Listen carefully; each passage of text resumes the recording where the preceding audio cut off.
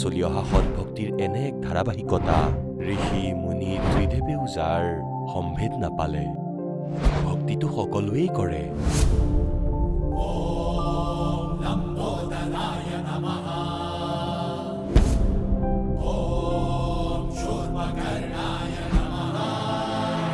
আৰু সকলো সময়তে এইটোৱেই ভাবে যে থাকিবলৈ এটা ভাল ঘৰ হওক ফুৰিবৰ কাৰণে ডাঙৰ ডাঙৰ পাৰ্ক থাকক খাবৰ বাবে সোৱাদযুক্ত খাদ্য থাকক আমাৰ কেতিয়াও বেমাৰ নহওক কেতিয়াও যেন দুখত নাথাকো আৰু কেতিয়াও যাতে নমৰো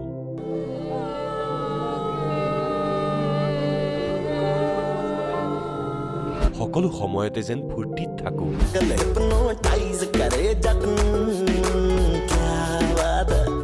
কিন্তু কিয়ে সম্ভৱ আমি সকলোৱে ইমান ভক্তি কৰো ব্ৰত ৰাখো শ্ৰাদ্ধ পাতো যাত্ৰা কৰো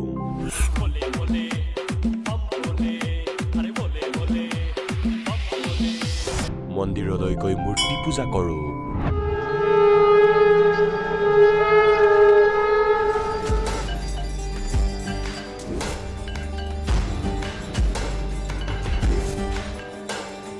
भानुकोटिभास्वरं भवाब्धितारकं परं नीलकण्ठमिप्सितार्थदायकं त्रिलोचनं कालकालमम्बुजाशमक्षशूलमक्षरं চাৰ্চলৈ গৈ প্ৰেয়াৰ কৰো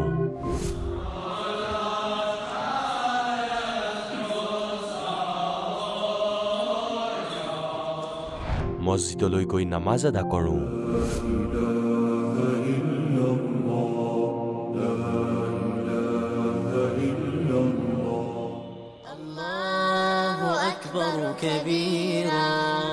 আৰু গুৰুদ্বাৰালৈ গৈ শিৰ দোৱাও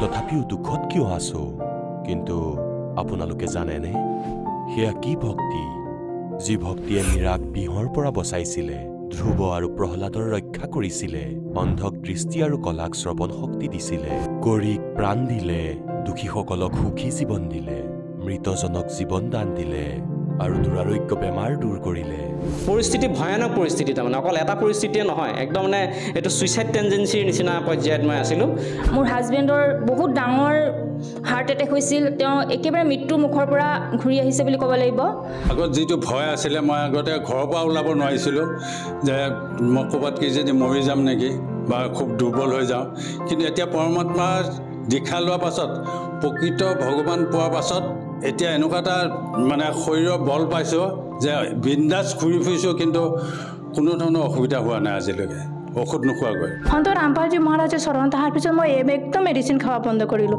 মেডিচিন নোখোৱাকৈ অকল দীক্ষা লোৱাতে মই সুস্থ হ'লোঁ মই আগতে নিচা কৰিছিলোঁ মই আৰ্মিত থাকোঁতে বহুত নিচা কৰিছিলোঁ আমি আৰ্মি পাৰ্চনটো নিচা কৰে চবে কিন্তু ময়ো নিচা কৰিছিলোঁ কিন্তু যেতিয়া তত্ত্বদৰ্শী সন্ত ৰামপাল চৰণ আহিলোঁ তাৰপিছত এই নিচাবিলাক নিজে নিজে ঠিক হৈ গ'ল সন্ত ৰামপালজী মহাৰাজৰ ওচৰত অহাৰ দিনাখনৰ পৰাই মই লাভ পাইছিলোঁ মন্ত্ৰ দিছিল সেই মন্ত্ৰ 2-3 বাৰ টান দিয়াৰ লগে লগে চাটকৈ আপোনাৰ কাল নোহোৱা হৈ গ'ল এতিয়া মই ভাবিছিলোঁ যে গুৰু মহাজনে সত্য কথা কৈছে এই পৃথিৱীত তেওঁ বাহিৰে আৰু কোনো নাই গতিকে আমি মানুহ হয় আমি শুদ্ধ জীৱ হয় আমি তেওঁৰ চৰণলৈ গৈ আমি আত্মা কল্যাণ কৰিব লাগে পূজ্য ৰামপালজী গুৰুদেৱৰ চৰণত অহাৰ পিছত লাভ বুলি ক'বলৈ গ'লে মোৰতো চাগে এসপ্তাহটো কৈ শেষ কৰিব নোৱাৰিম ইমানেই লাভ পাইছোঁ মই এতিয়া গম পাইছোঁ বাস্তৱত সেইটো সঁচা কথাই কৈছিলে যিকেইজনে কৈছিলে কাৰণ মোৰ লগত সেইটো 100% মই প্ৰমাণ পাইছোঁ মানৱ জীৱনৰ যে মুখ্য উদ্দেশ্য পৰমাত্মা প্ৰাপ্তি সেই কথাটো আমি সদগুৰু ৰামপালজী মহাৰাজৰ পৰাই গম পাইছোঁ ভক্তি সকলোৱেই কৰে কিন্তু উপৰোক্ত লাভ কেৱল সৎভক্তিৰ পৰাই প্ৰাপ্ত হয় আজিও সৎভক্তি কৰি থকা হাজাৰ হাজাৰ লাখ লাখ মানুহৰ শাস্ত্ৰ অনুকূল ভক্তিৰ লাভ প্ৰাপ্ত হৈ আছে আহক জানো এনেকুৱাই লাখ লাখ শ্ৰদ্ধালুৰ মাজৰ এজন সৎভক্তি কৰা এই শ্ৰদ্ধালুজনৰ অনুভৱ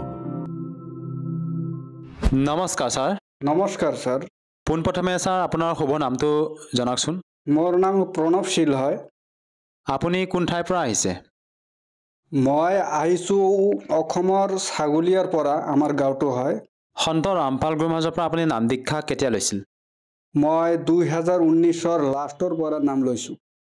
তেখেতৰ পৰা নাম দীক্ষা লোৱাৰ আগতে আপুনি পৰম্পৰাগতভাৱে কিবা ভক্তি সাধনা কৰিছিলনে? হয় ছাৰ, আমাৰ যিমান হিন্দু ধৰ্মে আমাৰ দেৱী দেৱতা আছে, ব্ৰহ্মা বিষ্ণু মহেশ শ্ৰীকৃষ্ণৰ ভক্তি সাধনা কৰিছিলোঁ। আৰু সেই সাধনাবিলাক আপুনি কেনেধৰণে কৰিছিল ছাৰ? মই এনেই কৰিছোঁ, যেনে আমাৰ সমাজৰ মানুহবিলাক যেনে কৰি থাকে, মানে কীৰ্তন কৰা হৰে ৰাম হৰে কৃষ্ণ এনেই আৰু কৰিছিলোঁ। আপুনি যিহেতু ছাৰ জনালে যে আপোনাৰ পৰিয়ালৰ লোকে যিদৰে সাধনা কৰিছিল সেইদৰে আপুনিও কৰি আছিলে, তেনে ক্ষেত্ৰত ছাৰ আপুনি সন্ত ৰামপাল গুৰুমাজৰ শৰণলৈ কিয় আহিব লগা হ'ল? ছাৰজি এটা মানে কথা আছিল, সেইটো মানে এই মানে মুছলমান ধৰ্ম এটা আছিল, একটা জাকিৰ নায়ক। তো জাকিৰ নায়কে কৈছে তোমাৰ মানে শ্ৰীকৃষ্ণ ভগৱান নহয়। মোৰ সেইটো কথাটো শুনি বহুত মানে বেয়া লাগিছে। মই তেতিয়া মানে শ্ৰীমদ ভাগৱত সুধাসাগৰ মই দেখিলোঁ, তো সুধাসাগৰত লেখা যে শ্ৰীকৃষ্ণ ভগৱান হয়। পিছত আপুনি সন্ত ৰামপাল গুৰুমাজৰ পৰা নাম দীক্ষা কেনেকৈ ল'লে? লৈছোঁ যে কৈছে যে তোমাৰ এই আপোনাৰ যে এই জাকিৰ নায়ক আছিল, এই জাকিৰ নায়কৰ সেইটো সন্ত ৰামপাল মহাৰাজৰ মই ইউটিউবে মানে দেখি আছোঁ আৰু এই মানে জাকিৰ নায়ক আৰ এই সন্ত ৰামপাল মহাৰাজৰ মানে হলো জ্ঞান চৰ্চা। তো দেখি আছো মানে দেখেতে আৰু মানে কৈ আছে সন্ত ৰামপাল মহাৰাজে কৈ আছে যে শ্ৰীকৃষ্ণ মাত্ৰ 3টা লোকেৰ ভগৱান হয়। আৰু পিছত আপুনি সেই যে জ্ঞান চৰ্চাটো জাকিৰ নায়ক লগতে সন্ত ৰামপাল গুৰুমাজৰ যিটো জ্ঞান চৰ্চা আপুনি চালে ইউটিউবত, তাৰপিছত আপুনি তাত কি পালে, এনেকুৱা কি জ্ঞান প্ৰাপ্ত কৰিলে যাৰ দ্বাৰা নেকি আপুনি আপ্লুত হৈ সন্ত ৰামপাল গুৰুমাজৰ শৰণ গ্ৰহণ কৰিলে? সেইটো ছাৰ মই মানে দেখি আছোঁ যে সন্ত ৰামপাল মহাৰাজৰ যিমান জ্ঞান আছে, আমাৰ বেদ গীতা পুৰাণ খুলি মানে গ'লেও দেখাইছে যে ব্ৰহ্মা বিষ্ণু মহেশৰ ওপৰত আৰু ভগৱান আছে। আৰু মই সেইটো মানে সেইটো দেখি মোৰ মানে ইমান চিন্তা মানে আহিল আৰু ভিতৰত, আৰু মানে ইয়াৰ পৰা আৰু আছে নেকি ভগৱান? তেন্তে হ'লে মই এই মানে সন্ত ৰামপাল মহাৰাজৰ সৎসং দেখিলে তাৰপিছত মই দেখিলোঁ ইণ্টাৰভিউ এটা মানে কৈ আছে যে সন্ত ৰামপাল মহাৰাজ আহি মোক সতলোক লৈ গৈছে, সৰগলোক লৈ গৈছে। মোৰ সেইটো দেখি মই মানে চিন্তা কৰি আছোঁ, আৰে ইমান সাধু আহিছে সতলোক লৈ যায়, তেন্তে হ'লে মোৰো এটা ভিতৰত এটা মানে চিন্তা আহিলে যে ময়ো তালে মানে দীক্ষা নিম ময়ো তালে এই সতলোক যাম। আৰু তো ইয়াৰ কাৰণে মই সন্ত ৰামপাল মহাৰাজৰ শৰণ লৈছোঁ মই। ছাৰ, আপুনি যিহেতু আপোনাৰ অনুভৱ দাঙি ধৰিলে যে আপুনি সন্ত ৰামপাল গুৰুমাজৰ যেতিয়া শিষ্যসকলৰ অনুভৱ আপুনি ছ'চিয়েল মিডিয়া প্লেটফৰ্মত চালে, তাৰ দ্বাৰা প্ৰেৰিত হৈ আপুনি সন্ত ৰামপাল গুৰুমাজৰ শৰণ গ্ৰহণ কৰিলে। আমি আপোনালোকৰ গুৰু সন্ত ৰামপাল গুৰুমাজৰ শিষ্যসকলৰ যেতিয়া অনুভৱ চাওঁ, তেওঁলোকে নিজৰ অনুভৱ দাঙি ধৰে যে সন্ত ৰামপাল মহাৰাজৰ পৰা নাম দীক্ষা লোৱাৰ পিছতে বিভিন্ন প্ৰকাৰে লাভ পোৱা বুলি। আপুনি তেখেতৰ পৰা নাম দীক্ষা লোৱাৰ পিছত কেনেধৰণৰ লাভ পাইছে ছাৰ? ছাৰ, মই লাভ পাইছোঁ মই। তেন্তে হ'লে দিনৰ পৰা মই ঘৰৰ পৰা মানে সেইদিন মানে বৰষুণৰ মানে বতৰটো আছিল, আৰু মই ঘৰৰ পৰা এই দোকানৰ পৰা গৈ আছোঁ, আৰু তো পিছলি যাই মোৰ হাতৰ হাড়িখন ভাঙি গৈছিল।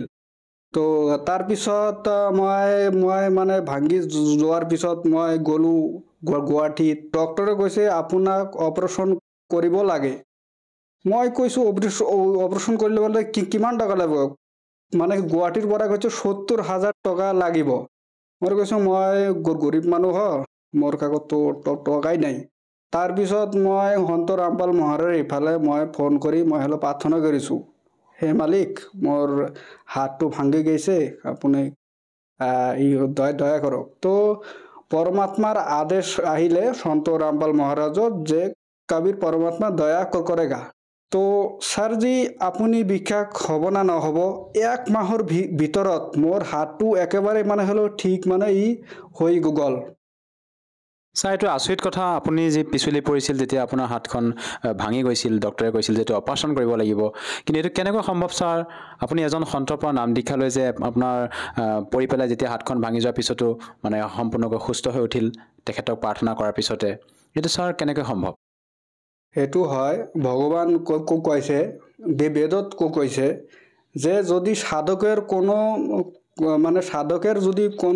কোনো ধৰনেৰ প্ৰবলেম হয়, সেইটো মানে হলো পৰমাত্মাৰ যে মন্ত্ৰ দেয় সেই মন্ত্ৰৰ দ্বাৰাই পৰমাত্মা ঠিক কৰি আৰু দেয় সঁচাই চাই আচৰিত কথা আপুনি যেতিয়া সন্ত ৰামপাল গুৰুমাজৰ পৰা নাম দীক্ষা ল'লে আপুনি বিভিন্ন প্ৰকাৰে লাভ পাইছে আপুনি শাৰীৰিকভাৱে হওক বা আৰ্থিকভাৱে হওক বিভিন্ন প্ৰকাৰে লাভ পাইছে ছাৰ আৰু এটা কথা জানিব বিচাৰিছোঁ আপুনি যিহেতু অসমৰ নিবাসী আপুনি অসমৰ বিভিন্ন শ্ৰদ্ধালু কাষলৈ গৈও ভক্তি সাধনা কৰিব পাৰিলে হয় আপুনি ছাৰ সন্ত ৰামপাল গুৰুমাজকে যে গুৰু হিচাপে ধাৰণ কৰিলে ছাৰজি আজি আমাৰ শাস্ত্ৰ অনুকূল জ্ঞান মানে হলো কাৰোৰ কাষতে নাই আৰু যেনে আমাৰ অসমত বহুত গুৰু আছে সেইবিলাক না শাস্ত্ৰৰ বিষয়ে জানে না গীতা না শ্ৰীমদ ভাগৱত গীতা বেদ পুৰাণ এইবিলাক বিষয়ে কোনো জ্ঞান নাই কিন্তু আমাৰ সন্ত ৰামপাল মহাৰাজে দেখাইছে শ্ৰীমদ ভাগৱত গীতা 4 বেদ 18 পুৰাণৰ সাৰটো মানে গলো দেখাইছে যে এনে এনে সাধনা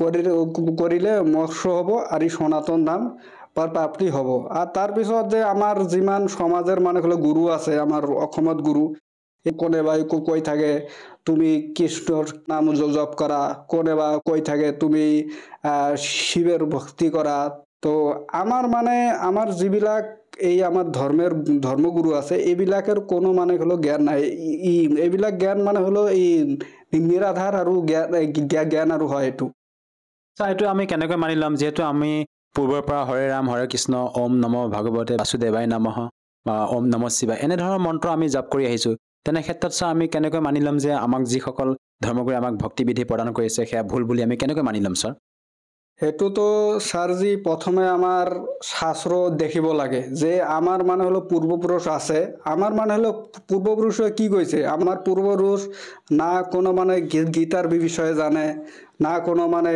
নিজৰ যে নাম লিখিব তেন্তেও না জানে তো তেনেহলে আমাৰ এই গীতাৰ জ্ঞান মানে গীতাৰো জ্ঞান নাই তো তো তেনেহলে জানে কোনো আমাৰ মানে গীতাত কৈছে অৰ্জুন যিবিলাক শাস্ত্ৰ বিধি ত্যাগ কৰি মদমানা আচৰণ কৰে না সুখ হয় না এইবিলাক মানে হলো শান্তি হয় যেনেকুৱা আমাৰ মানে হলো পূৰ্বপুৰুষ এইবিলাক মনৰ ইচ্ছাৰ মতে ভক্তি কৰিছে এইবিলাক কোনো সুখো হয় নাই আৰু মানে হলো শান্তিও নাই আৰু আপোনালোকৰ গুৰু সন্ত ৰামপাল গুৰুমাজে আপোনালোকক এনেকুৱা কেনেধৰণৰ মানে ভক্তি বিধি প্ৰদান কৰে যেনেকৈ গীতাত লেখা আছে যে সত্য সাধনা কৰিলে সত্য সাধনাৰ এটা মন্ত্ৰ আছে এইটো কৈছে ওম তৎসৎ ওমটো হল ডাইৰেক্ট এই মানে গলো খৰ পুৰুষেৰ জপ আর তৎ হল অক্ষর পুরুষ আর সৎ হল এই পরম অক্ষর পুরুষের জপ ওই হেতু মানে হলো তিনিটা মন্ত্র কেবল তত্ত্বদর্শী সন্তই দি দিব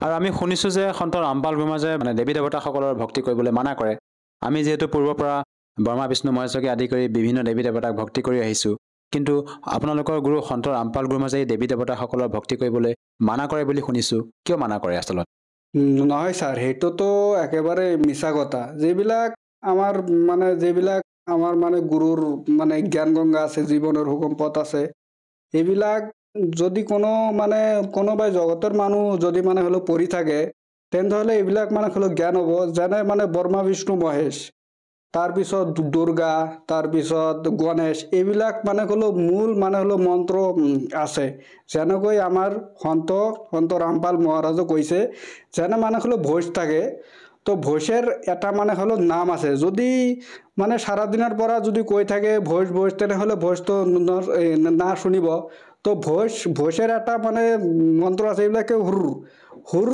হুৰ কৰিলে এইবিলাক মানে হলো শুনে তো তেন্তে এনে আৰু এই ব্ৰহ্মা বিষ্ণু মহেশের এটা মানে মূল মানে হলো মন্ত্র আছে এই এটা মানে হলো মূল যেটো মন্ত্র আছে সেটো মানে তত্ত্বদর্শী সন্তই দেয় আর হেতু মানে বর্তমান আমার জগৎগুরু তত্ত্বদর্শী সন্তই এই মানে মূল মন্ত্রটো দেয় আৰু ছাৰ আপুনি এতিয়া আমাৰ দৰ্শকসকলক কি বাৰ্তা দিব বিচাৰিব যিহেতু আপুনি সন্ত ৰামপাল মহাৰাজৰ পৰা নাম দীক্ষা লোৱাৰ পিছতে আপুনি শাৰীৰিকভাৱে হওক বা আৰ্থিকভাৱে হওক বিভিন্ন প্ৰকাৰে লাভ পালে যিসকল দৰ্শকে আজি আপোনাক টিভি স্ক্ৰীণত চাই আছে তেওঁলোকক আপুনি কি বাৰ্তা দিব বিচাৰে যাতে তেওঁলোকেও সন্ত ৰামপাল মহাৰাজৰ পৰা নাম দীক্ষা লৈ লাভ পাব পাৰে ছাৰজি মইতো বাৰ্তা নিদিবৰ মই এটা হাত জোৰ কৰি প্ৰাৰ্থনা ক'ব যে আপুনি আমাৰ সন্ত ৰামপাল মহাৰাজৰ জ্ঞান গংগা পুস্তক আছে জীৱনৰ হুকুম পথ আছে আৰু গীতা তোমাৰ জ্ঞান অমৃত আছে এইবিলাক আপুনি মানে পুস্তকটো পঢ়ক পঢ়ি আপুনি জ্ঞানটো প্ৰাপ্তি কৰি তাৰপিছত সন্ত ৰামপাল মহাৰাজত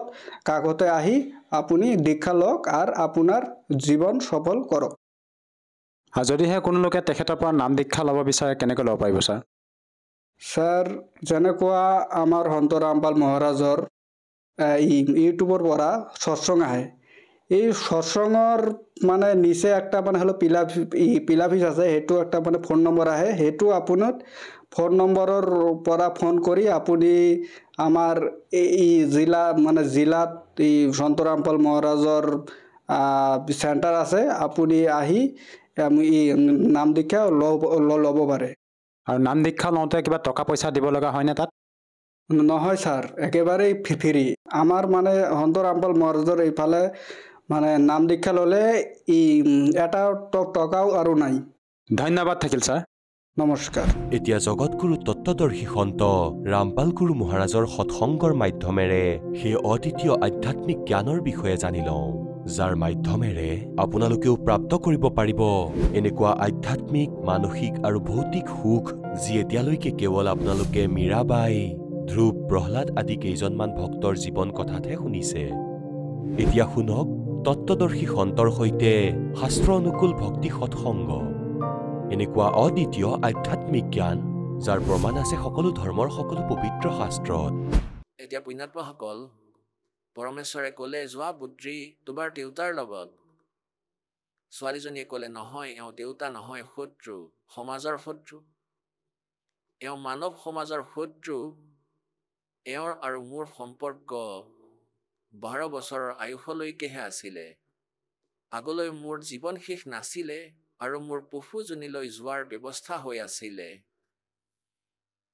আজি মোক এই পৰমেশ্বৰে মোক পুনৰ জীৱন দিছে আৰু 1.5 ঘণ্টালৈকে সেই ছোৱালীজনীয়ে প্ৰবচন কৰিলে। পৰমাত্মাই তেওঁৰ ভিতৰত সেই কেছেট সুমুৱাই দিছিল, নিজৰ জ্ঞান ফেক্স কৰি দিছিল।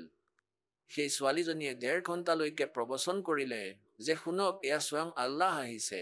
এওঁ আল্লাহু আকবৰ, পূৰ্ণ পৰমাত্মা, গোটেই সৃষ্টিৰ ৰচনাকৰ্তা। নিজৰ বিষয়ে ক'লে যে ময়ো ভুল কৰিছিলোঁ এই পৰমেশ্বৰক চিনি নোপোৱাকৈ। আজি মোৰ সেই দিব্য দৃষ্টিয়ে কাম কৰি আছে। এতিয়া পুণ্যাত্মাসকল, সেই ছোৱালীজনীৰ আগৰ জীৱনৰ সকলো কথা মনত পৰি গ'ল। এই কামালী নামৰ যিটো আত্মা আছিলে, এওঁ সত্যযুগৰ পৰা মালিকৰ শৰণত সেৱা কৰি আহিছিলে। সত্যযুগৰ ভিতৰত এওঁ বিদ্যাধৰ ব্ৰাহ্মণৰ পত্নী দীপিকা আছিলে। সেই সময়ত তেওঁলোকে পৰমাত্মাক শিশুৰূপত পাইছিলে, পৰমাত্মাৰ সেৱা কৰিছিলে। সেই পুণ্য মালিকে তেওঁলোকৰ বনাইছিলে। আকৌ সেই আত্মাই 2ৰে ত্ৰেতা যুগত তেওঁ বেদবাদী ব্ৰাহ্মণ হ'ল আৰু তেওঁৰ চুৰিয়া নামৰ এজন পত্নী হ'ল। আৰু আগলৈ গৈ 2ৰে কিবা পুণ্য আছিলে, স্বৰ্গত থাকিলে। ইয়াৰ পিছত সেই বেদবাদী আত্মাটো স্বামী ৰামানন্দ হ'ল আৰু সেই চুৰিয়া আৰু দীপিকাৰ আত্মা এই কমালী হ'ল। কমালীৰ জন্ম মুছলমান ধৰ্মত হ'ল।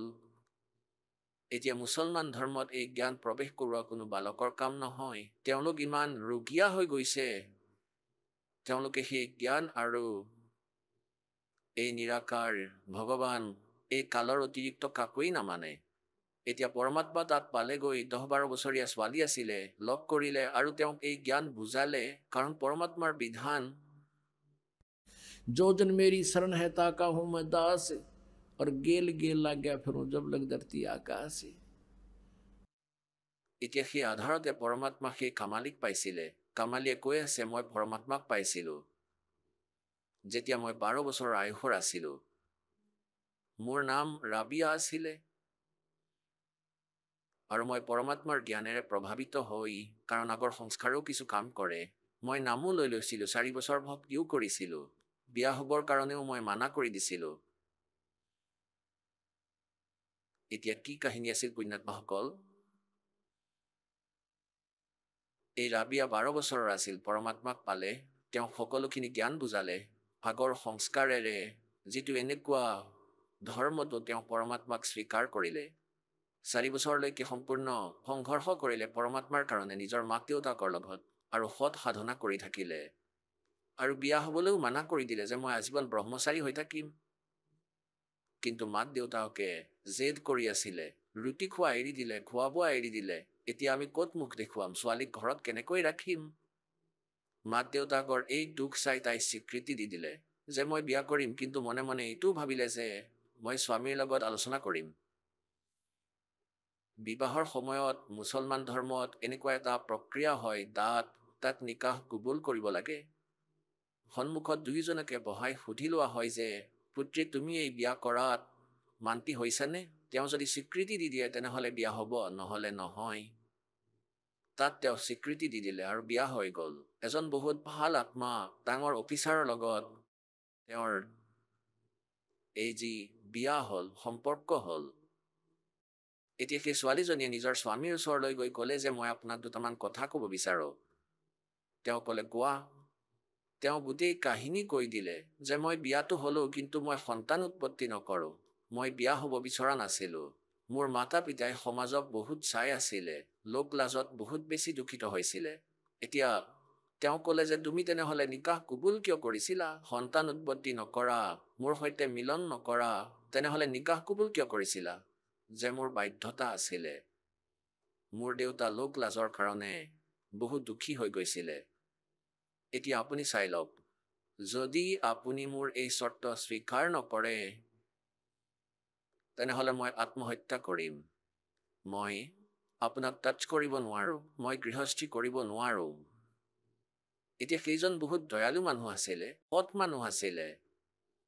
তেওঁ ভাবিলে যে মইনো কিয় পাপৰ ভাতি হওঁ, এওঁতো দেৱী হয়। ভগৱানক ভয় খাইছিলে। তেওঁ ক'লে যে ৰাবিয়া, কথা শুনা, ঠিক আছে মইতো আন বিয়া পাতি ল'ম, কাৰণ মুছলমানত বহু বিবাহ কৰিব পাৰে। কিন্তু এটা কথা মনত ৰাখিবা, যেনেকৈ তোমাৰ মাতা পিতাৰ সন্মান আছিলে, এনেকৈ মোৰ মাতা পিতাৰো সন্মান আছে। তোমাক মই বেলেগকৈ দি দিম কোঠালি, আৰু তুমি ভক্তি যেনেকুৱা ইচ্ছা কৰি থাকিবা। সংসাৰৰ দৃষ্টিত তুমি মোৰ পত্নী হৈয়েই থাকিবা, কিন্তু মোৰ দৃষ্টিত তুমি ভনীৰ তুল্য হ'বা। তোমাক কোনো দুখ হ'বলৈ নিদিওঁ, কিন্তু ঘৰৰ পৰা বাহিৰলৈ যাবলৈ নিদিওঁ, তোমাক পৰ্দাৰ বাহিৰত থাকিবলৈ নিদিওঁ। ৰাবিয়াই সুখৰ উশাহ ল'লে, হে আল্লাহ, আপুনি মোৰ বহুত শুনিলে। এতিয়া সেই ছোৱালীজনীয়ে তাত দেখিলে সমাজত, কাৰণ 1, 2, 20,000 লাখ সকলোৱে একেধৰণৰ ক্ৰিয়াই কৰি আছে, ভক্তিৰ পৰমাত্মাৰ ভক্তিক এৰি দিলে আৰু সেই লোক বেদৰ আৰম্ভ কৰি দিলে। এতিয়া পুণ্যাত্মাসকল সৎসংগৰ অভাৱতে এতিয়ালৈকে এই বিজুলী পৰি আছিলে। যদি সেই ছোৱালীজনীয়ে মাজে মাজে সৎসংগ পালে হয়, এতিয়া পৰমাত্মাই এই যিবোৰ ক্ৰুটি আছিলে সমাজত থাকে, তেওঁলোকক এতিয়া আগতে এনেকুৱা কৰি দেখুৱাই দিলে যে এনেকুৱাকৈ বিজুলী পৰে। সেইকাৰণে সৎসংগৰ আৱশ্যকতা হৈ থাকিব আপোনালোকৰ। তেওঁলোকতো বিচলিত হৈ গ'ল আৰু সেই আগৰ যি সাধনা আছিলে, নিজৰ ধৰ্মত আছিলে, সেয়া কৰিব আৰম্ভ কৰিলে। নামাজ আদি বকৰি দি সকলো কৰিবলৈ ধৰিলে। আকৌ যেতিয়া তেওঁ বৃদ্ধ অৱস্থালৈ আহিলে, তেওঁ নিজৰ স্বামীক ক'লে যে এতিয়া হজ কৰাটো অনিবাৰ্য বুলি কোৱা হয়, আপোনাৰ যদি অনুমতি আছে তেনেহ'লে মই হজ কৰি আহোঁ। মুছলমান ধৰ্মত এইটো মনা হয় যে যিয়ে হজ কৰে তেওঁ চিধা স্বৰ্গলৈ যায় যেতিয়া তেওঁৰ মৃত্যু হয়। হজ যদি নকৰে তেন্তে এতিয়া তেওঁৰ পূৰ্ণ লাভ প্ৰাপ্ত নহয়। তেওঁৰ স্বামীয়ে ক'লে যে তুমি যাব পাৰা। তেওঁ দেখিছিলে যে বেচেৰীয়ে কেতিয়াও বাহিৰৰ গলিতো কেতিয়াও কাৰো লগত কথা পতাও দেখা নাই। ক'লে যে মই তোমাৰ কাৰণে কোনো গোটৰ ব্যৱস্থা কৰি দিওঁ আৰু লগতে কিছু চাকৰকো পঠাই দিম। তাই ক'লে যে নহয়, মই খোজকাঢ়ি যাম, বহুত মানুহ গৈ আছে। এতিয়া তাই ওলাই গ'ল আৰু যোৱাসকলতো গৈ আছিলে, কিছুমান অহা নাছিলে, কোনোজন বাটত বহিছিলে, তাই চিধা গৈ আছিলে। তাই দেখিলে যে তাত কুৱাৰ কাষত কুকুৰ এজনী পিয়াহত থিয় হৈ আছে। তাইৰ সৰু সৰু নৱজাতক পোৱালি সেয়া বেলেগকৈ পৰি আছিলে আৰু তাই ইমান পিয়াহত আছিলে যে ৰাবিয়াৰ চৰণৰ ফালে আহিলে আৰু গৈ কুৱাৰ ফালে চালে, আকৌ তাইৰ ভৰিৰ ফালে আহিলে। এতিয়া ৰাবিয়াই দেখিলে যে তাই বহুত পিয়াহত আছে। তাত গৈ দেখিলে যে কুৱাত কোনো বাল্টি নাই, কোনো ৰছী নাই। এতিয়া সিফালে সেই কুকুৰজনীৰ দুৰ্দশা দেখি তাই ৰ'ব নোৱাৰিলে। कहते हैं दया बिना दरवेश कसाई। কোৱা হয় যাৰ ভিতৰত দয়া নাই সেই সন্ত দৰবেশ, সেই সাধু কচাই তুল্য। এতিয়া সেই ছোৱালীজনীয়ে কোনো পথ নেদেখিলে, ওচৰে পাজৰে কোনো গাঁও জুপুৰিও নাই যে ক'ৰবাৰ পৰা বাল্টি এটা লৈ আনে। তাই না ইফালে চালে না সিফালে। তাই নিজৰ চুলিখিনি এনেকৈ ছিঙিব ধৰিলে খচ খচকৈ আপুনি ছিঙি চাওকচোন নিজৰ চুলি 4-5ডাল একেলগে এনেকৈ খচ খচকৈ ছিঙি পেলালে গোটেইখিনি চুলি আৰু তাৰে ৰছী বনালে আৰু গোটেই তেজেই তেজ হৈ গ'ল ৰছী বনালে বহুত দীঘল গভীৰত আছিলে পানী নিজৰ কাপোৰ খুলিলে আগতে বহুত বেছি কাপোৰ পিন্ধিছিলে খাদীৰ মোটা আহৰ আৰু সেয়া বান্ধি তলত পানীত ডুবালে আৰু সেয়া উলিয়াই এটা পাত্ৰ পৰি আছিল মাটিৰ ভঙা আধা অংশ টেকেলিৰ তাত চেপি দিলে আকৌ পানী উলিয়ালে আৰু কুকুৰজনীয়ে 1 ছেকেণ্ডতেই সকলোখিনি পান কৰে আৰু মুখৰ ফালে চাই আকৌ দ্বিতীয় এনেকৈ কুকুৰজনীক তৃপ্ত কৰিলে ৰক্ষা কৰিলে আৰু নিজৰ চুলিখিনি তেজৰ চাফা কৰিলে আৰু কাপোৰ পিন্ধি যাবৰ বাবে সাজু হৈছিলে প্ৰস্থান কৰিব বিচাৰিছিলে ইমানতেই ক'লে সেই মক্কা য'ত তেওঁ হজ কৰিবলৈ গৈ আছিলে মূৰ দোৱাবলৈ সেই বিল্ডিং উঠি আহি সেই কুৱাটোৰ ওচৰত এনেকৈ ৰৈ গ'ল যেনেকৈ গাড়ী প্লেটফৰ্মত থিয় হৈ যায় এতিয়া ইয়াক দেখি মক্কাক ৰাবিয়াই দৌৰি ভিতৰলৈ গ'ল ধন্যবাদ প্ৰণাম কৰিলে যেনেকৈ তাত কৰে তেনেকৈ শিৰ দোৱালে তেওঁ এনেকুৱা লাগিল যেন মই মক্কালৈ আহি গ'লো আৰু সেই যথাস্থানত মক্কা যেতিয়া নাইকিয়া হ'ল তেতিয়া হাহাকাৰ লাগি গ'ল মক্কা ক'ত গ'ল মক্কা ক'ত গ'ল এক আব্ৰাহিম আধম চুলতান নামৰ এজন ভকত আছিলে যিজন আগতে জন্মান্তৰত মালিকৰ শিষ্য আছিলে আৰু তেওঁ তেনেকৈয়ে ভ্ৰমিত আছিলে সেই সময়তো পৰমাত্মা কবীৰজী তেওঁ ওচৰলৈ আহিছিলে আৰু তেওঁ পৰমেশ্বৰৰ জ্ঞানেৰে পৰিচিত আছিলে তেওঁ মক্কালৈ এই উদ্দেশ্যেৰে গৈছিলে যে তেওঁ মুছলমান হৈও মুছলমানসকলক বুজাই আছিলে যে এই মক্কাত ভগৱান নাই আল্লাহকতো এই ধৰণেহে পোৱা যাব এতিয়া তেওঁ পৰমাত্মাৰ আদেশত আব্ৰাহিম চুলতান যিজন আছিলে আগৰ জন্মত তেওঁৰ নাম বেলেগ আছিলে এতিয়া তেওঁ প্ৰসিদ্ধ সেইকাৰণে তেওঁক কোৱা যায় তাত মানুহে সুধি আছিলে যে মক্কা কলৈ গ'ল আৰু আব্ৰাহিম চুলতান আধমে জানিছিলে যে পৰমাত্মাই কৈছিলে যে সেই অকৰ্মণ্য ছোৱালীজনীয়ে নাম ভাঙি পেলাইছে আৰু সেই সাধনা কৰিব আৰম্ভ কৰিছে যিবোৰ পুৰণা আছিলে কৰ্ম নষ্ট হৈ গ'ল तो वो अधम सुल्तान कहते हैं कि गया रांड के लेन को लो कहे अधम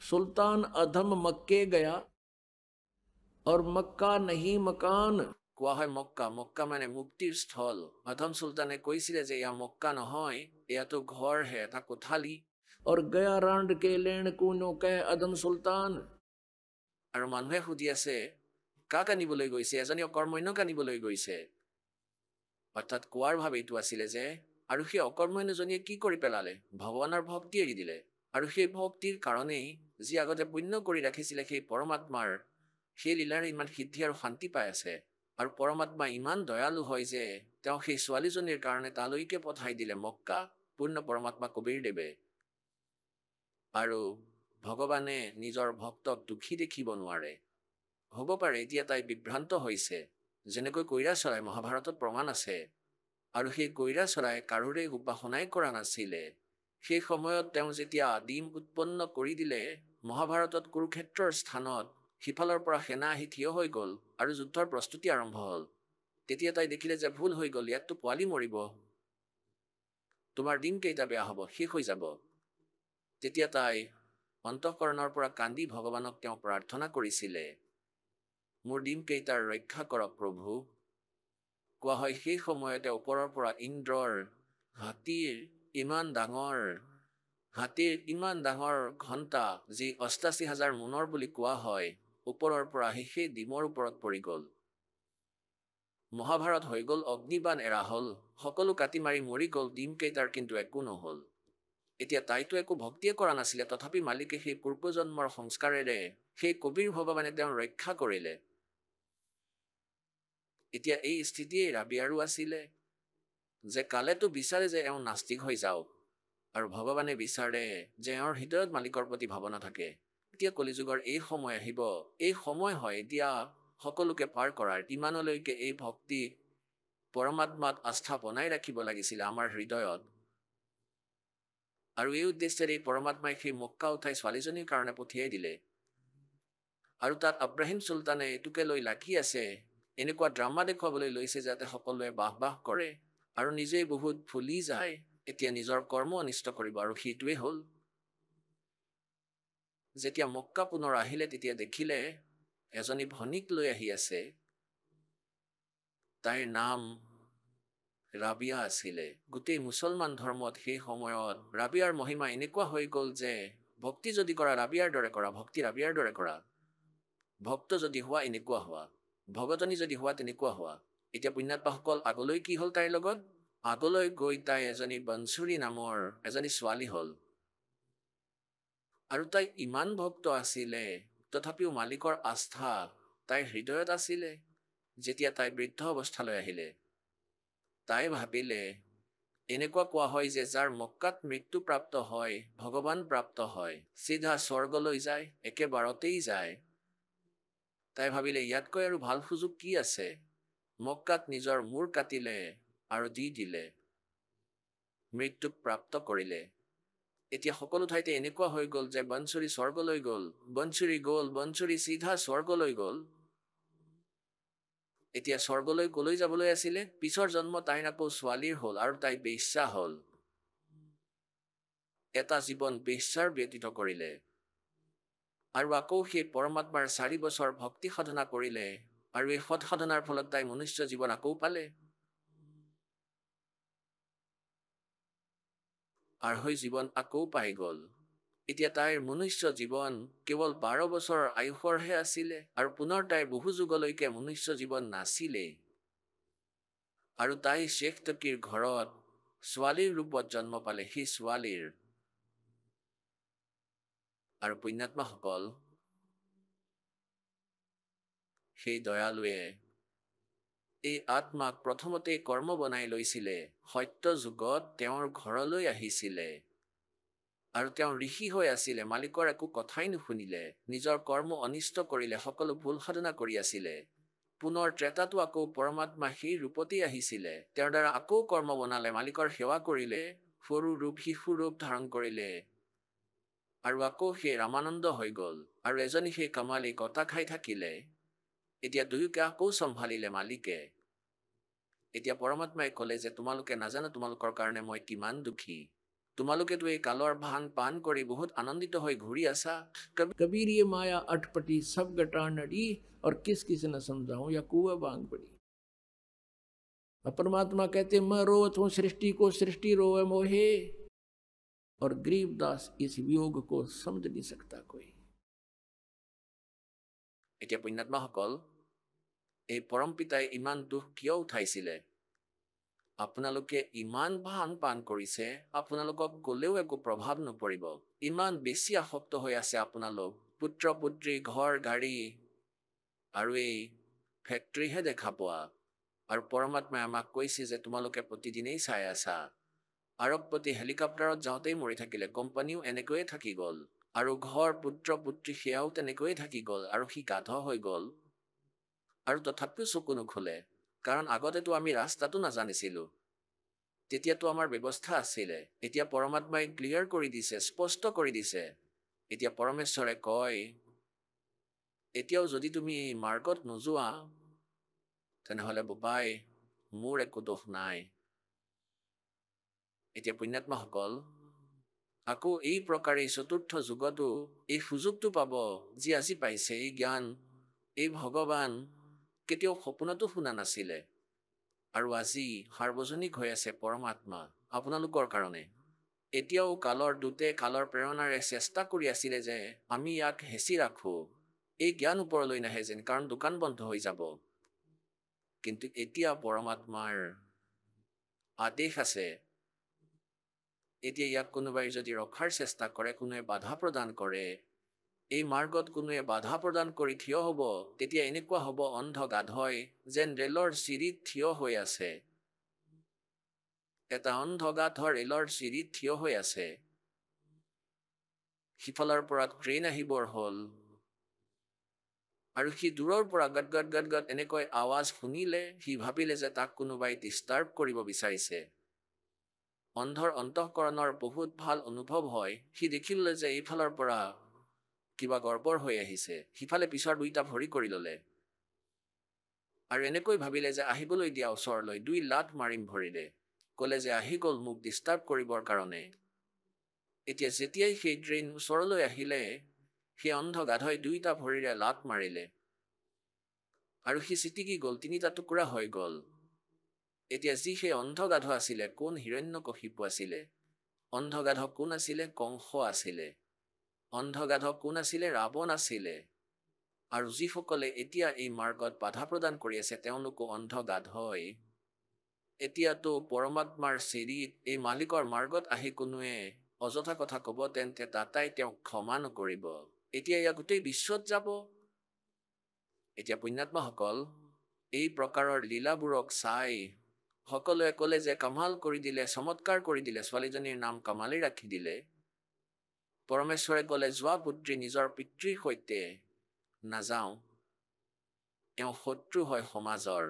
এওঁৰ আৰু মোৰ সংস্কাৰ কেৱল 12 বছৰলৈকেহে আছিলে, আগলৈ মোৰ জীৱন নাছিলে মনুষ্যৰ। সেই ছোৱালীজনীয়ে থিয় হৈ সকলোকে ক'লে আৰু মই মোৰ পিতৃ পাই গৈছো। কবিৰ পৰমেশ্বৰৰ শৰণত মোৰ ৰাখি দিলে। আপুনি মোৰ মালিক হয়, আপুনি মোৰ পিতৃ হয়, আপুনি কুলৰ মালিক হয়। এতিয়া সেই ছোৱালীজনীক পৰমাত্মাই নিজৰ ছোৱালীৰ দৰে ৰাখিলে আৰু তাইক ভক্তিৰ মাৰ্গত দৃঢ় কৰিলে। পুণ্যাত্মাসকল পৰমাত্মাৰ এই ধৰণৰ লীলা চাই আৰু পৰমেশ্বৰে এক দিনত শ ঠাইত প্ৰকট হৈ এই সৎসংগ শুনালে, নিজৰ সন্তানসকলক সুখ দিলে। আজিকালিতো টেলিভিছন ওলাই গ'ল, আজিকালিৰ দিনততো 1 কোটি মানুহক কৈ দিব পাৰি এঠাইতে থিয় হৈ। আৰু তেতিয়াৰ দিনততো কোনো মিডিয়াও নাছিলে, না কোনো লাউড স্পীকাৰ, না এনেকুৱা ধৰণৰ কোনো ব্ৰডকাষ্টৰ এনেকুৱা বিকশিত সাধন আছিলে।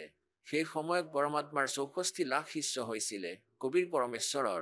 এয়া কোনো জ্ঞানেৰে হোৱা নাছিলে। সেই দয়ালুৱে কয় যে उत्तम पुरुष तु अन्य परमात्मा इति उदारते ये लोग धर्म आविश्य विवर्ती अवैश्वर। গীতাৰ অধ্যায় নম্বৰ 15 শ্লোক নম্বৰ 17 আৰু যজুৰ্বেদ অধ্যায় নম্বৰ 5 শ্লোক নম্বৰ 1 দুবাৰ প্ৰমাণ দিছে যে अग्ने तनुरसी विष्णुवेत्वा सोमस्य तनुरसी। অগ্নি মানে পৰমেশ্বৰ, তনু মানে সশৰীৰ, আছি মানে আছে। পৰমাত্মা সশৰীৰৰ, পৰমাত্মাৰ শৰীৰ আছে, তেওঁ সাকাৰ হয়। পুনৰ 2 ৰূপৰটো সেইকাৰণে কোৱা হৈছে, এটা ৰূপতটো তাতহে থাকে নিজৰ মেইন সৎলোকৰ ভিতৰত এক সিংহাসনত বিৰাজমান থাকে, নিজৰে আন ৰূপ ধাৰণ কৰি তেওঁ শিশু ৰূপ ধাৰণ কৰে আৰু তাতো থাকে। আৰু তৃতীয়তে তেওঁ এনেকৈ আহে পৰমাত্মা যিকোনো ঠাইত প্ৰকট হৈ যায়, প্ৰকট হয় আৰু নিজে কিছু সকাহ দিয়ে আৰু নিজৰ সৎলোকলৈ গুচি যায়। तो उसमें लिखा है कि वो विष्णुवेत्वा सोमस्य तनुरसी। তো মানে সেই পৰমেশ্বৰৰ সকলোৰে পালন পোষণ ধাৰণ পোষণ কৰিবৰ বাবে সেই পৰমাত্মাৰ ধাৰণ পোষণ কৰাৰ কি পদ্ধতি আছে, আপোনালোকক সৎ ভক্তিৰ মন্ত্ৰ দি আৰু নিজৰ আশীৰ্বাদেৰে নিজৰ ভক্তিৰে আপোনালোকক সুখী কৰি আপোনালোকৰ পাপক নাশ কৰি নিজৰ ফালৰ পৰা ফ্ৰেছলি পৰমাত্মাই নিজৰ ফালৰ পৰা কিছু পুণ্য আপোনালোকক ফিড কৰাই দিয়ে। তাৰপিছত আপোনালোকক কোৱা হয় যে নিজৰ ভৰিত থিয় হোৱা, এই ভক্তি কৰা, এই ধৰণৰ ক্ৰিয়া কৰা, তেতিয়া সুখী হ'বা। 64 লাখ শিষ্য হৈ গৈছিল ভগৱানৰ আৰু তেওঁলোকৰ ইমান সুখ হৈ গৈছিল। সকলো দুখী আছিলে, কাৰোবাৰ কিবা দুখ আছিলে, কাৰোবাৰ কিবা দুখ আছিলে, কাৰোবাৰ হাহাকাৰ লাগি আছিলে, কাৰোবাৰ ভূত লাগিছিলে, কাৰোবাৰ কিবা হৈছিলে। এতিয়া সকলোকে তেওঁ এবাৰ ৰিচাৰ্জ কৰি গ'ল পৰমাত্মাই। কিন্তু আমাৰ জ্ঞান আধাৰ নাছিলে, আমি কেৱল এই ভৌতিক সুখকেই আমি আধাৰ মানি পৰমাত্মাক মানি আছিলোঁ যে আমাৰ এই গুৰুদেৱ ভাল হয়, বহুত সকাহ দিয়ে। আমি ভগৱানক ভগৱান স্বীকাৰ কৰিব নোৱাৰিলোঁ কিয়নো আমি সৎগ্ৰন্থৰ সৈতে পৰিচিত নাছিলোঁ। আৰু আমাৰ পূৰ্বপুৰুষসকলে তেওঁলোক ইলিটাৰেট আছিলে, অশিক্ষিত আছিলে, আখৰ জ্ঞান নাছিলে। আখৰ জ্ঞান কেৱল ব্ৰাহ্মণসকলৰহে আছিলে, সংস্কৃত পঢ়াৰ অধিকাৰ, আৰু তেওঁলোকে বেদ আৰু পুৰাণক বুজি নাপালে। আৰু পৰমাত্মাই এই জ্ঞানেই যি দাসে আপোনালোকক কৈ আছে 600 বছৰ আগতে এই জ্ঞানেই কৈছিলে। এই অজ্ঞানী ঋষি মহৰ্ষি নকলি গুৰুসকলে এই জ্ঞানক পৰমাত্মাৰ যথাৰ্থ জ্ঞানক ৰিজেক্ট কৰি দিছিলে এই বুলি কৈ যে কবিৰ অশিক্ষিত, এওঁ বেদ গীতা পুৰাণৰ বিষয়ে কি জানিব, এওঁ অশিক্ষিত। আৰু যি কাৰণত আমি পৰমাত্মাক চিনি পাব নোৱাৰিলোঁ। আৰু পুণ্যাত্মাসকল, আৰু এক কালৰ জাল আছে। পৰমাত্মাইতো সুখ দিবই দিব আপোনালোকক, তেওঁতো সুখ সাগৰ হয়। কিন্তু যেতিয়া আপোনালোকৰ সুখ হয়, শান্তি লাভ হয়, তেতিয়া আপোনালোক ভগৱানৰ পৰা দূৰ অৱশ্যেই হৈ যায়। এয়া এক নেচাৰেল প্ৰক্ৰিয়া। দুখী মানুহে ভগৱানক বিচাৰে আৰু অলপমান সুখ হ'লেই সকলো পাহৰি যায়। এবাৰ কি হ'ল, কবিৰদেৱ তেওঁ সৎসংগ কৰি আছিলে, কোনো বেশ্যা আছিলে গণিকা, আৰু তেওঁ ৰাতিৰ সময়ত এই পৰমাত্মাৰ চৰ্চা শুনিলে। তেওঁৰ কাণ থিয় হৈ গ'ল। তেওঁ গা পা ধুই সেই নিজৰ ঘৰৰ বেলকনিত গৈ বহিলেগৈ আৰু বাহিৰৰ গেট বন্ধ কৰি হুক লগাই দিলে ভিতৰৰ। শান্তিৰে তেওঁ শুনিলে ভগৱানৰ চৰ্চা। তেওঁৰ আত্মাই ধিক্কাৰ দিলে তেওঁ যে মই কি কৰি আছো, কি হ'ব, মই কৰিব কি লাগিছিলে। ভগৱানৰ 2 ঘণ্টা প্ৰবচন হ'ল, উচ্চ স্বৰে, ৰাতিৰ সময় আছিল, শান্ত পৰিৱেশ, দূৰলৈকে শব্দ গৈছিলে। ছোৱালীজনীয়ে সেই সময়তে গৈ পৰমাত্মাৰ চৰণত মূৰ দোৱালে আৰু ক'বলৈ ধৰিলে যে মোৰ দৰে নিচৰো কি উদ্ধাৰ হ'ব পাৰে। পৰমাত্মাই সুধিলে, কোন তুমি? ছোৱালীজনীয়ে থিয় হৈ ক'লে যে মই এগৰাকী বেশ্যা। হে ভগৱান, মই আপোনাৰ বচন শুনিলোঁ, মোৰ কলিজা কঁপি গ'ল, মই নজনাত বহুত ভুল কৰিছোঁ, মোক ক্ষমা কৰি দিয়ক। পৰমাত্মাই ক'লে, পুত্ৰী, চাবোনৰ স্বভাৱেই মলিনতা আঁতৰোৱা। তুমি নাম লোৱা আৰু আগলৈ বেয়া কাম এৰি দিয়া, পাৰ হৈ যাবা, এইটো কি ডাঙৰ কথা। তাই নাম লৈ ল'লে। তাইতো ভোগ বাঢ়ি গ'ল ভগৱানৰ ভক্তিৰ প্ৰতি। য'তেই ক'ৰবাত ওচৰে পাজৰে সৎসংগ হয়, তাই সৎসংগ শুনিবলৈ সেই ঠাইলৈ তৎক্ষণাত যায়। আৰু আগতে যি পৰমাত্মাৰ শিষ্য আছিলে, তেওঁলোক সুখী হৈ গৈছিলে, তেওঁলোকৰ একো দুখেই নাছিলে। কিছুদিনৰ পিছত তেওঁলোক নিজৰ মনেৰে ভাবিব আৰম্ভ কৰে, পৰমাত্মাৰ আদেশখিনিও পাহৰি যায়। সিহঁতে সেই ছোৱালীজনীক ধমক দিব ধৰিলে যে, ক'বলৈ ধৰিলে যে তুমি ইয়ালৈ নাহিবা, তুমি মহাৰাজদেৱৰ বদনাম কৰিছা, মানুহে কি ক'ব, বেশ্যা আহে সৎসংগলৈ, গুৰুদেৱ বদনাম হৈ যাব। 2-4জন ভক্তই ধমক দিলে। সেই ছোৱালীজনীয়ে পৰমাত্মাৰ ওচৰত বহি কান্দিব ধৰিলে। মালিকে সুধিলে যে, পুত্ৰী কি হ'ল? তেওঁ ক'লে যে এতিয়া মই কি কৰোঁ? এনেকৈ ভক্ত কিছুমানে মোক এনেদৰে কৈ আছে যে ইয়ালৈ নাহিবা, মালিক মই থাকিব নোৱাৰোঁ। মই বিচাৰোঁ যে বহুত বেছি মই আপোনাৰ জ্ঞান শুনো, যাতে মোৰ পাপ কাটে। তেতিয়া পৰমাত্মাই সৎসংগৰ মাধ্যমেৰে ক'লে, भाई कुष्टी होवे संत बंदगी कीजियो, होवे श्याके विश्वास चरण चित दीजिए। যদি কোনো কিমানেই দুখী ৰোগী ভক্ত হয়, ভগৱানৰ ভক্তি কৰে, তেওঁক ঘৃণা কৰিব নালাগে। আৰু লাগিলে তেওঁকো প্ৰণাম কৰিবা, মৰমেৰে ৰাখিবা। আৰু লাগিলে কোনো বেশ্যাই হওক, আৰু তেওঁ যদি পৰমাত্মাৰ বাবে ভোকাতুৰ হয়, সঁচা ভক্তি আছে, সঁচা ইচ্ছা আছে, তেওঁকো এজনী ভনী পুত্ৰী, এগৰাকী আদৰণীয় মানিবা। আৰু যেতিয়া সৎসংগলৈ নাহে কোনো দুখী, অৰ্থাৎ চোৰ, ডাকু, লুটেৰা, কোনো দুষ্কৰ্মী, তেন্তে তেওঁ কেনেকৈ গম পাব যে তেওঁ বেয়া কৰিছে নে ভাল কৰিছে? তেওঁতো তেনেকুৱাই কৰি আছিলে। গতিকে সৎসংগলৈ আহিলেহে এইটো গম পোৱা যায়। যেনেকৈ লেতেৰা কাপোৰত চাবোন পানী লগোৱা বন্ধ কৰি দিলে সেয়া দুগুণ লেতেৰা হ'ব। আৰু তেওঁক মাতি আনি ক'লে, বোপাই এনেকুৱা কৰিব নালাগিছিলে, তুমি কিমান ভাল আছিলা, নিজৰ ভিতৰৰ ভালে চোৱা। এটা সময়ত এগৰাকী মহিলাক পিটি আছিলে গাঁৱৰ মানুহসকলে। এজন সাধু সন্ত গৈ পালে, কাৰণ সুধিলে, কিয় পিটি আছে, কিয় মাৰি আছে? এতিয়া সকলোৱে ক'লে যে এওঁ বহুত দুষ্ট, এওঁ কুৰ্দা হয়, এই দুৰাচাৰিণী, এওঁ এনেকুৱা, এওঁ বেভিচাৰিণী। সেই সন্তই ক'লে যে এনেকুৱা কৰা, এওঁ শাস্তি দিম, কিন্তু বেলেগ উপায়েৰে। সকলোৱে এটা পাথৰ উঠাই লোৱা, আৰু মই যেতিয়া ক'ম তেতিয়া পাথৰ মাৰিবা, সকলোৱে মাৰিবা। কিন্তু এটা কথা ধ্যানেৰে শুনিবা, যে পাথৰ তেওঁৱেই মাৰিবা যাৰ মনত কেতিয়াও কাৰো ভনী পুত্ৰীৰ ফালে চাই বেয়া ভাৱ অহা নাই,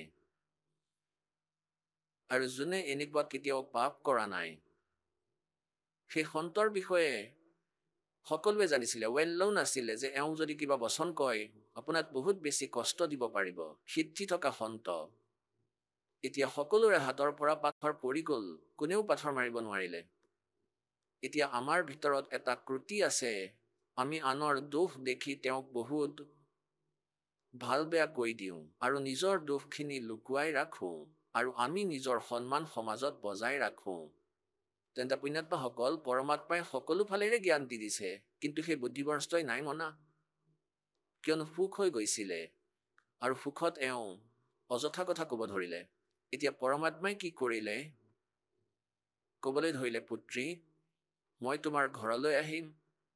এতিয়া পৰমাত্মা সেই ছোৱালীজনীৰ ঘৰলৈ যাবলৈ ধৰিলে, বাৰান্দাত বহে, বাটৰ গেটখন খোলা ৰাখি, আৰু সেই পুত্ৰীক জ্ঞান শুনাব ধৰিলে।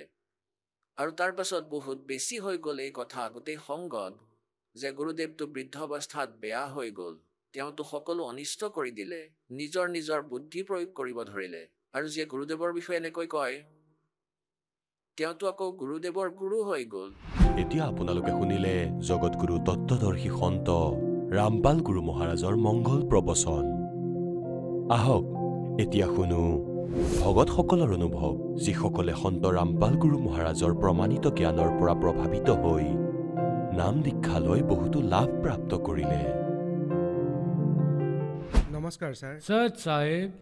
ছাৰ কি নাম হয় আপোনাৰ? মোৰ নাম বাবলু দাস সাহু, গাঁও মঞ্জুৰা, জিলা তহচিল ৰাজনন্দগাঁও, ছত্তীশগড়। ছাৰ, সন্ত ৰামপালদেৱ মহাৰাজৰ পৰা আপুনি নাম দীক্ষা কেতিয়া ল'লে? মই তত্ত্বদৰ্শী সন্ত ৰামপালদেৱ মহাৰাজৰ পৰা নাম দান 4/1/2017 লৈছিলোঁ। গঞ্জমন্দিত এখন বিশাল সৎসংগ হৈ আছিলে। সন্ত ৰামপালদেৱ মহাৰাজৰ পৰা নাম দীক্ষা লোৱাৰ আগত আপুনি কি ভক্তি সাধনা কৰিছিল? তত্ত্বদৰ্শী সন্ত ৰামপালদেৱ মহাৰাজৰ পৰা নাম দান দীক্ষা লোৱাৰ আগতে মই আগৰ পৰাই কবিৰপন্থী ধৰ্মক মানুহতা আছিলোঁ। মই দামাখেৰাৰ লগত জড়িত আছিলোঁ আৰু তাৰ লগতে পৰমাত্মা কবিৰদেৱৰ 52 জঞ্জিৰা চলিছিলে দামাখেৰাৰ মাধ্যমেৰে। গতিকে মই তাত তান্ত্ৰিক গুৰু হৈছিলোঁ আৰু সেই সময়তে মাৰ পূজা ইত্যাদি ইত্যাদি সকলো কৰা কৰিছিলোঁ, যাৰ এয়া পৃষ্ঠা। মই এনেকৈ সেৱা কৰিছিলোঁ। এই সেৱা পৰমাত্মা কবিৰৰ নামত মই কৰা কৰিছিলোঁ। গতিকে এই প্ৰকাৰে আমি আমাৰ কৰ্ম কৰি আহিছিলোঁ, কিন্তু তাৰ পৰা আমি কোনো বেনিফিট পোৱা নাছিলোঁ, ফলাফল পোৱা নাছিলোঁ। মালিকক বিচাৰি ফুৰিছিলোঁ। 5 বছৰ বয়সৰ পৰাই নিজৰ ভগৱানক বিচাৰি আছিলোঁ। আৰু পিছত মই জমছেদপুৰৰ পৰা 2004 চনত উভতি আহিলোঁ। 2004ত উভতি আহিলোঁ। তাৰ পিছত মই জ্ঞান গংগা পঢ়িলোঁ। পঢ়াৰ পিছত মোৰ এনেকুৱা লাগিল যে হয়, ইয়াত ভগৱান আছে। সেই সময়তে পৰমাত্মা তত্ত্বদৰ্শী সন্ত ৰামপালদেৱ মহাৰাজ কবিৰ ভগৱানৰ ৰূপত আহি এনেকৈ চাই আছে। মই ভাবিলোঁ কোন আহি গ'ল, এয়া কোন আহি গ'ল? তেওঁ ক'লে, মই হয় পুত্ৰ, ভয় খাব নালাগে। মই ক'লোঁ, মালিক মই পাই গ'লোঁ। মই বিচাৰি আছিলোঁ দাতা আপোনাক 5 বছৰৰ বয়সৰ পৰাই। আজি মই পাই গ'লোঁ। কবিৰ ভগৱান তত্ত্বদৰ্শী সন্ত ৰামপালদেৱ মহাৰাজৰ ৰূপত মোৰ সন্মুখত আহি গ'ল। আৰু তাৰপিছত মই 4 মাহ সৎসংগ শুনিলোঁ।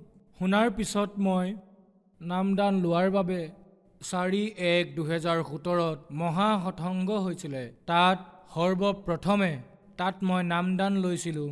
ছাৰ, প্ৰথমতে আপুনি দামাখেৰা পন্থৰ লগত জড়িত আছিল। দামাখেৰা পন্থ বহুত বছৰ আগৰ পৰাই চলি আহিছে আৰু তেওঁলোকো কবিৰপন্থী আৰু সন্ত ৰামপালদেৱ মহাৰাজো কবিৰপন্থী। মোৰ প্ৰশ্নটো এইটোৱেই যে ইমান পুৰণা পন্থ এৰি আপুনি সন্ত ৰামপালদেৱ মহাৰাজৰ শৰণলৈ কিয় আহিল? মই দামাখেৰা পন্থক এৰি তত্ত্বদৰ্শী সন্ত ৰামপালদেৱ মহাৰাজৰ শৰণলৈ এইবাবেই আহিলোঁ যে মই তাত দামাখেৰা পন্থৰ পৰা মই কোনো শান্তি পোৱা নাছিলোঁ। চৌকা আৰতিও কৰাইছিলে, কিন্তু কোনো বেনিফিট পোৱা নাছিলোঁ। ওলোটা আমাৰ ওপৰত দুখেই দুখ আহি পৰিছিল। এই সকলো সমস্যাক দেখিও প্লাছ আমাৰ যি প্ৰকৃত ভগৱান আছে, যি আজি আমি গম পালোঁ, যি ভগৱানক আমি বিচাৰি আছিলোঁ, তেওঁ তত্ত্বদৰ্শী সন্ত ৰামপালদেৱ মহাৰাজৰ শৰণলৈ অহাৰ বাবে সেই ভগৱানক আমি পালোঁ আৰু সেইবাবে আমাৰ জ্ঞান হ'ল নহয় গুৰুটো এওঁৱেই হয়। এই গুৰুৱে আমাক তত্ত্বদৰ্শী সন্ত ৰামপালদেৱ মহাৰাজেহে আমাক কবিৰ ভগৱানৰ দৰ্শন কৰাব আৰু মই তেওঁৰ দৰ্শন কৰিছোঁ। ছাৰ, সন্ত ৰামপালদেৱ মহাৰাজৰ পৰা নাম দীক্ষা লোৱাৰ পিছত আপুনি কি লাভ পালে? তত্ত্বদৰ্শী সন্ত ৰামপালদেৱ মহাৰাজৰ শৰণলৈ অহাৰ বাবে মই নিজৰ ঘৰ নিৰ্মাণত বহুত বেছি বেনিফিট পালোঁ, লাভ পালোঁ। গুৰুদেৱৰ আশ্ৰমলৈ অহাৰ বাবে আজি মই নিজৰ গৃহ নিৰ্মাণ কৰাব পাৰিছোঁ। তত্ত্বদৰ্শী সন্ত ৰামপালদেৱ মহাৰাজৰ শৰণলৈ অহাৰ বাবে মই নিজৰ শাৰীৰিক লাভ প্ৰাপ্ত কৰিলোঁ। শাৰীৰিক লাভত মোৰ কাণৰ ভিতৰত এটা টিউমাৰ হৈ গৈছিলে, যিটোক দেখুৱাবৰ বাবে মই ডক্তৰৰ ওচৰলৈ যোৱাৰ কথা ভাবিলোঁ। কিন্তু সেই সময়তে মোৰ পৰমাত্মা তত্ত্বদৰ্শী সন্ত ৰামপালদেৱ মহাৰাজৰ নামদান লোৱাৰ সৌভাগ্য পালোঁ আৰু মই নামদান ল'লোঁ। নামদান লোৱাৰ পাছত মোৰ অন্তৰাত্মাত এনেকুৱা এটা আভাস আহিল যে এওঁ ডাক্তৰৰ ডাক্তৰ হয়, বেদৰ বেদ হয় আৰু ভগৱানৰ ভগৱান হয়। যিহেতু সৰ্ব ডক্তৰৰ ডক্তৰ হয়, গতিকে মই ডক্তৰৰ ওচৰত চিকিৎসা কৰাবলৈ কিয়নো যাওঁ? মোৰ ডক্তৰ তত্ত্বদৰ্শী সন্ত ৰামপালদেৱ মহাৰাজ মোৰ এই বেমাৰ ভাল কৰি দিব, এনেকৈ ভাবি মই প্रण ল'লোঁ আৰু প্रण লৈ মই মনে মনে বহি থাকিলোঁ। মই কোনো ডক্তৰৰ ওচৰত চেক কৰাবলৈ নগ'লোঁ। আৰু যেতিয়া মই প্रण ল'লোঁ তেতিয়া মোৰ কাণৰ পৰা এডাল ৰছী, জ্বলি যোৱা ৰছীৰ দৰে লাহে লাহে কাণৰ পৰা মোৰ টিউমাৰৰ সেই বেমাৰ ওলাই গ'ল। তত্ত্বদৰ্শী সন্ত ৰামপালদেৱ মহাৰাজৰ নাম লোৱাৰ পৰা তত্ত্বদৰ্শী সন্ত ৰামপালদেৱ মহাৰাজৰ পৰা নাম লোৱাৰ পাছত চন 2019 দিন 25 সময় 9:30 বজাত মোৰ প্ৰাণঘাতক এটা দুৰ্ঘটনা হ'ল। এই দুৰ্ঘটনা হোৱাৰ এটাই কাৰণ আছিল যে মোৰ ঘৰৰ পৰা 10 খোজ দূৰত ডাঙৰ গাইৰ এটা পোৱালি আৰু এটা গৰু পোৱালি ৰাস্তাত থিয় হৈ গ'ল। মাজত গাইজনী থিয় হৈ আছিল আৰু কাষত গৰু পোৱালিটো আৰু এইফালে কেঁচুৱাটো। যেতিয়া মই আগলৈ গৈ আছিলোঁ তেতিয়া কেঁচুৱাটো এফালে দৌৰিলে আৰু গৰু পোৱালিটো আনফালে। ইয়াৰ বাবে মই ব্ৰেক মাৰিলোঁ নিজৰ গাড়ীত। গাড়ীৰ ব্ৰেক পিছফালৰ পৰা খোল খালে। মই সিহঁতক গাই, গৰুৰ পোৱালিটো আৰু কেঁচুৱাটোক বচোৱাৰ বাবে নিজৰ গাড়ীখন পিছফালে ঘূৰালোঁ। পিছফালে ঘূৰোৱাৰ বাবে মই 2 ফুট নলাত গৈ পৰি গ'লোঁ আৰু মই নলাত পৰি গ'লোঁ। লগতে মোৰ বাইকৰ হেণ্ডেল মোৰ হাতত আছিলে আৰু মই 4 খোজ আগলৈ যোৱাৰ বাবে মোৰ মূৰটো ফাটি গ'ল। এয়া এতিয়াও ফটাই আছে, ফাটি ওলমি গৈছিলে। আৰু ওলমি থকাৰ পিছত তত্ত্বদৰ্শী সন্ত ৰামপালদেৱ মহাৰাজে মোৰ দুয়োখন কান্ধত ধৰি বাইকৰ সৈতে থিয় কৰাই দিলে আৰু মই চিধাকৈ থিয় হৈ থাকিলোঁ।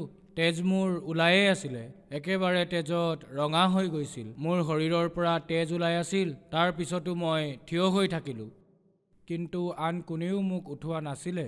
ইমানতে মোৰ গাঁৱৰ এজন বয়সস্থ জীৱন চাহাৰে আৰু এজন ল'ৰা দুয়োজনে মোৰ বাহুত ধৰি আৰু আমাৰ গাঁৱৰ অংগনবাদী কেন্দ্ৰলৈ লৈ গৈ মোক বহুৱাই দিলে। সেই সময়তে হুলস্থুল লাগি গ'ল যে টাটাৰ ববলু দাস মৰিব ওলাইছে এতিয়া। এনেকুৱা হুলস্থুল হ'ল। তেতিয়া মোৰ ডাঙৰ ছোৱালীজনীয়ে মহেশ্বৰী দাসী, যিয়ে নাম লৈছিলে, নাগপুৰত থাকে তাই মোৰ ওচৰলৈ আহিছিল 2019-ত। তাই এজন চুবুৰীয়াক ফোন কৰিলে। ফোন কৰাৰ পিছত সেই চুবুৰীয়াজন আহিলে। যেতিয়াই সি মোক ষ্টেচাৰত বহুৱালে তেতিয়া সন্ত ৰামপালদেৱ মহাৰাজে লেপেটাকাৰি বহি আছিলে। তেওঁ মোৰ মূৰটো ভালদৰে ধৰি নিজৰ কোলাত শুৱাই ল'লে আৰু নাটগাঁও হাস্পাতাললৈ লৈ গ'ল। তাত মোৰ ট্ৰিটমেণ্ট নহ'ল। তাৰ পৰা গধূলি মোক ৰেফাৰ কৰা হ'ল। মোক অকলশৰীয়া কৰি এৰি দিলে। মই তাত অসহায় হৈ পৰি আছিলোঁ, কোনো চিকিৎসা পোৱা নাছিলোঁ। তাৰ পিছত তাৰ পৰা DK হস্পিটেললৈ, এখন ডেণ্টেল হস্পিটেল আছে ৰায়পুৰত, তালৈ আকৌ ৰেফাৰ কৰি দিলে। ডেণ্টেল হস্পিটেলতো মোৰ চিকিৎসা নহ'ল। মোৰ শৰীৰত বহুত আঘাত হৈছিলে, কিন্তু কোনেও মোক এডমিট কৰোৱা নাছিলে, মোৰ চিকিৎসা কৰোৱা নাছিলে। 2 দিনৰ পৰা 3 দিন, 4 দিন, 5 দিন হৈ গ'ল, কোনেও মোৰ চিকিৎসা নকৰালে, এডমিট নকৰালে, সকলোৱে ৰেফাৰেই কৰি থাকিলে। শেষত এইমছলৈ গৈ মোৰ এডমিট হ'ল আৰু 4 দিনলৈকে মই বিচনাত এনেকৈয়ে পৰি থাকিলোঁ। তাতো ট্ৰিটমেণ্ট হোৱা নাছিল।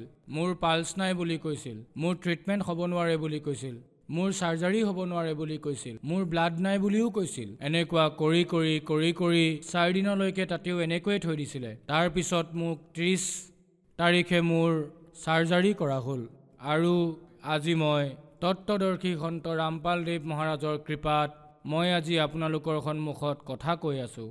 ছাৰ, সন্ত ৰামপালদেৱ মহাৰাজৰ পৰা নাম দীক্ষা লোৱাৰ পিছত আপুনি বহুত লাভ পালে। গতিকে যিসকল শ্ৰদ্ধালুৱে আপোনাক চাই আছে তেওঁলোকক আপুনি কি ক'ব বিচাৰিব? সকলো শ্ৰদ্ধালুকে এটাই মোৰ বিনম্ৰ প্ৰাৰ্থনা যে সকলোৱে ভগৱানক বিচাৰি ফুৰে যে ভগৱান এজন হয়, ভগৱান এজন হয়। গোটেই পৃথিৱীয়ে কয় ভগৱান এজনেই হয়, ময়ো কওঁ ভগৱান এজনেই হয়, কিন্তু ভগৱান এজন বুলি প্ৰমাণ দিব পৰা কোনো জন্ম হোৱা নাছিলে। কিন্তু আজি বৰ্তমান সময়ৰ তত্ত্বদৰ্শী সন্ত ৰামপালদেৱ মহাৰাজ এজন এনেকুৱা সন্ত যি সমগ্ৰ বিশ্বতে মানুহক এইটোৱেই বুজাই আছে যে ভগৱান আহিছে ভাই, ভগৱান এজনেই হয় আৰু সেইজন ভগৱান হ'ল পূৰ্ণ পৰমাত্মা কবীৰ চাহেব আৰু সকলোৰে অন্নদাতা হয়, জীৱনদাতা হয়। গতিকে ভাইসকল, আপোনালোক সকলোৱে মিলি আৰু তত্ত্বদৰ্শী সন্ত ৰামপালদেৱ মহাৰাজৰ জ্ঞানক বুজি তেওঁৰ শৰণলৈ আহি নিজৰ ভক্তি কৰক আৰু মুক্তি লাভ কৰক। ছাৰ, আপুনি কৈছে যে কবীৰ চাহেবে ভগৱান হয়, পৰমাত্মা হয়। গতিকে ব্ৰহ্মা বিষ্ণু মহেশ্বৰক যে ভগৱানৰ উপাধি দিয়া হয়, এইটো শুদ্ধ নে ভুল? ব্ৰহ্মা বিষ্ণু মহেশ্বৰ এওঁলোকো ভগৱানেই। গতিকে ইয়াত পাৰ্থক্যটো কি? এওঁলোক 3 লোকৰহে ভগৱান আৰু পৰমাত্মা কবীৰ অসংখ্য কোটি ব্ৰহ্মাণ্ডৰ ভগৱান। পাৰ্থক্য ইয়াত এইটোৱেই। আপুনি কেনেকৈ ক'ব পাৰে যে কবীৰ চাহেবেহে অসংখ্য ব্ৰহ্মাণ্ডৰ ভগৱান?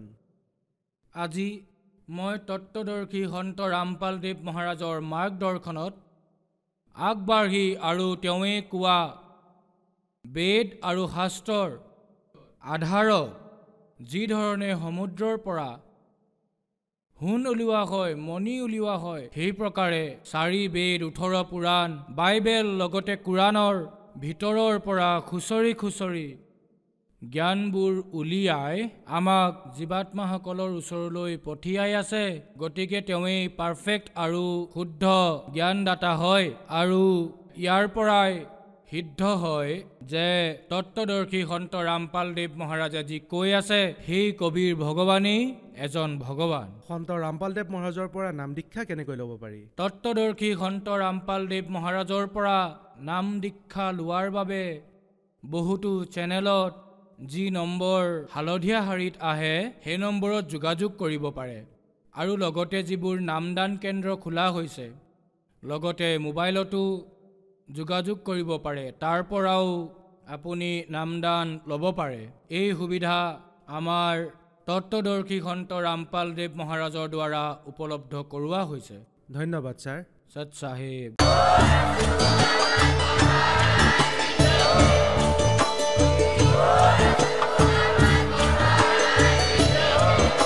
আপুনি শুনি আছিলে জগতগুৰু তত্ত্বদৰ্শী সন্ত ৰামপাল গুৰু মহাৰাজৰ মংগল প্ৰবচন।